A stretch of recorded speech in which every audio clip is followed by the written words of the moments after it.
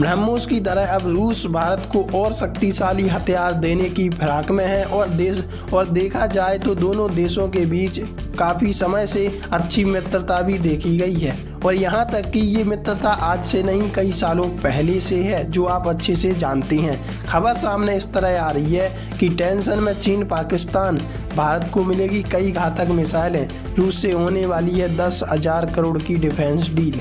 भारत और रूस के बीच होने वाली डील में कई मिसाइलें शामिल हो सकती हैं। इस डील में S-500 का भी जिक्र हो सकता है, लेकिन कहा जाए तो रूस S-500 डिफेंस सिस्टम देगा नहीं, क्योंकि सबसे घातक और शक्तिशाली हथियार अगर रूस के पास है तो वो है S-500 defence system. Bharat operation Sindoor के बाद लगातार सेना की ताकत बढ़ाने को लेकर काम कर रहा है। इसी सिलसिले में रूस के साथ एक बड़ी डिफेंस डील होने की खबर भी सामने आ रही है। ऑपरेशन सिंदूर में S-400 एयर डिफेंस सिस्टम भी खर्च हुई मिसाइलों की भरपाई भी की जाएगी। दावा किया जा रहा है कि भारत रूस से 300 मिसाइलें खरीदने की तैयारी कर रहा है। इस डील में और भी हथियार शामिल हो सकते हैं।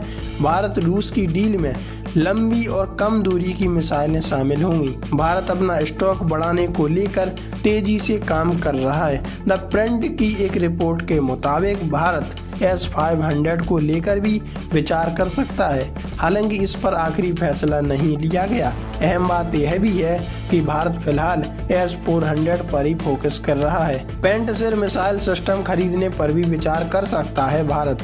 रूस के साथ होने वाले 10,000 करोड़ के डील के साथ ये ज़्यादा डिफेंस डील फास्ट ट्रैक प्रक्रिया के जरिए पूरी होगी। कैबिनेट से मंजूरी मिलने के बाद इस वित्तीय वर्ष में इन मिसाइलों को खरीदे जाने की उम्मीद की जा रही है। भारत S-400 के साथ साथ रूसी पेंटसियर मिसाइल सिस्टम खरीदने पर भी विचार कर सकता है। यह ड्रोन के खतरे से निपटने में काफ़ी कारगर साबित होती है और हम टर्की जैसे देशों को आसानी से निपटा सकते हैं, जो हमेशा ड्रोन की ताकत दिखाता रहता है। और चाइना तो फिर कौन खेत की मूली है। पेंटसियर सिस्टम को मिलाकर एक मजबूत रक्षा प्रणाली भारत की तैयार हो जाएगी और इसी को लेकर भारत इस पर काम कर रहा है। ऑपरेशन सिंदूर के दौरान भारतीय सेना ने दिखाया था दम।